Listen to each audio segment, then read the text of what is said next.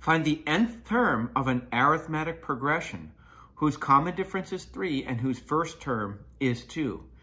Note, we have an arithmetic sequence. A synonym for that is arithmetic progression. Of course, we're going to have a common difference because it's an arithmetic sequence. By definition, it's going to have a common difference. And they tell us the first term is 2. So if I start by making a scoreboard and say A1 is 2, that's the first term. Of course, a recursive formula, a formula that one term depends on the result of the other terms, I could say an is equal to an minus 1. Notice the relationship between these two. The nth term, the general term, is the term before it. So if n is 100, then this is 100 minus 1, the 99th term, plus the common difference 3. Remember, with the recursive formula, we must say where we're starting. We have to something to push off of.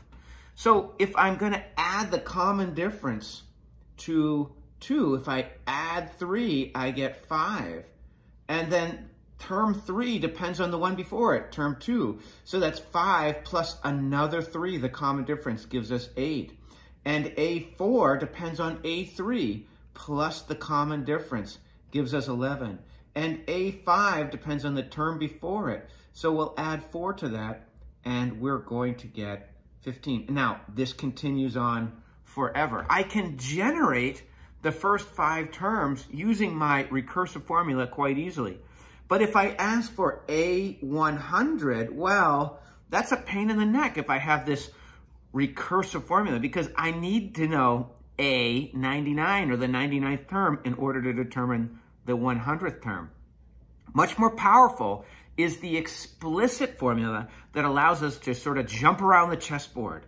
And we know that the explicit formula is an, the general term, is equal to the first term plus n minus 1 times d. And we can plug and chug into that. An is equal to, the first term is 2, plus n minus 1 times our common difference is 3. If I distribute this from this back side, I get an is equal to 2 plus 3n minus 3. Combined like terms, an is equal to 3n minus 1. And there is the general term. Now, I asked for A100 here. Well, now that I have my explicit formula, I can say that's 3 times 100 minus 1, and quickly ascertain that the result here will be 299.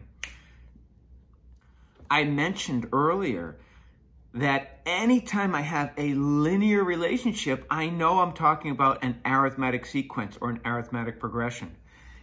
If I change this into our standard f of x notation, now I have to change the variable to x.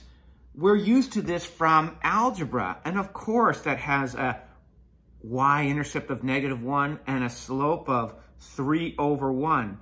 So we could figure out the progression and get all of the terms by substituting into this function.